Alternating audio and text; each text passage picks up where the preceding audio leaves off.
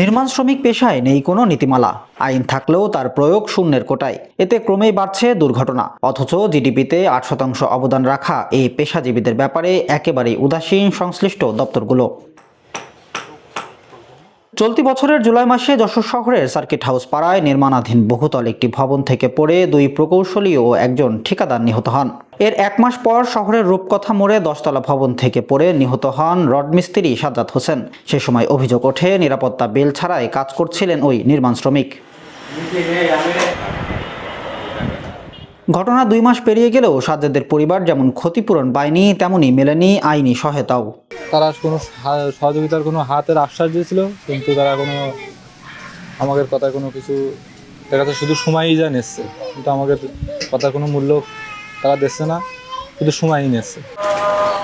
যশোর পৌরসভার তথ্য অনুযায়ী চলতি বছরের জানুয়ারি থেকে অক্টোবর পর্যন্ত পৌর এলাকায় 287টি নকশা অনুমোদন দেওয়া হয়েছে, যার মধ্যে শতাধিক ভবন নির্মাণের কাজ শুরু হয়েছে। এসব নির্মাণাধীন ভবনে মানা হচ্ছে না শ্রমিকদের নিরাপত্তা আইন। আমাদের কোনো জীবনে কোনো নিরাপত্তা নেই ভাই, কারণ কি আমরা গরিব মানুষ, আমাদের মানুষ যেভাবে চলা আমাদের সেভাবে চলতে হয়। অনেক সময় উচ্চতলা বিল্ডিং আমাদের সেফটিগুলো আমরা চাই, কিন্তু আমরা তো পাই না। বলে যে এগুলো নাই, লাগে না, এমনি কাজ করে দেওয়া হয়ে যাবে না, এই দিন এনে দেবো।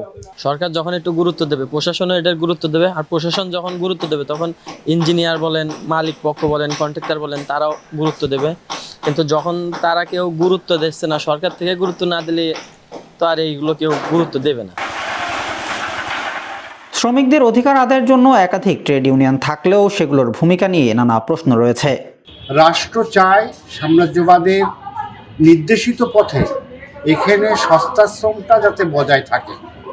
সস্তা শ্রমটা বজায় রাখার জন্য রাষ্ট্র এবং শাসক শ্রেণী এই ইউনিয়নগুলো, ট্রেড ইউনিয়নগুলো, জাতীয় ফেডারেশনগুলোকে তারা নিয়ন্ত্রণ করে। অনেক সময় অনেকে দুর্ঘটনায় পড়ার পরে সে হয়তো বা শ্রম যে আছে, তাদের যে ট্রেড ইউনিয়ন আছে সেখানে তারা আবেদন করে। আর এবং কিন্তু আমলাতান্ত্রিক যে দীর্ঘসূত্রিতা, এই আমলাতান্ত্রিক দীর্ঘসূত্রিতার কারণেই এগুলো আর আলোর মুখ দেখে না। নির্মাণ শ্রমিকদের পক্ষ থেকে যতক্ষণ না পর্যন্ত তাদের ঐক্য তৈরি হবে, ততদিন পর্যন্ত এই জিনিসটা কারোর মাথার মধ্যেই থাকবে না। এদিকে জনবল অভাবের দোহাই দিয়ে কোনো পদক্ষেপ নিচ্ছে না শ্রম ও কর্মসংস্থান মন্ত্রণালয়ের অধীন কলকারখানা ও প্রতিষ্ঠান পরিদর্শন অধিদপ্তর। আমাদের আসলে জনবল যে পরিমাণে থাকার কথা, আসলে পর্যাপ্ত জনবল নেই। আর নির্মাণ সেক্টরের অধিকাংশই হচ্ছে অপ্রাতিষ্ঠানিকভাবে এবং সাময়িকভাবে যে কাজ করে তাদের মধ্যেই তারা নিয়োজিত। তবে তাদের যে পেশাগত স্বাস্থ্য ও নিরাপত্তা, সেটাও নিশ্চিত করা কিন্তু এটা সময়ের দাবি।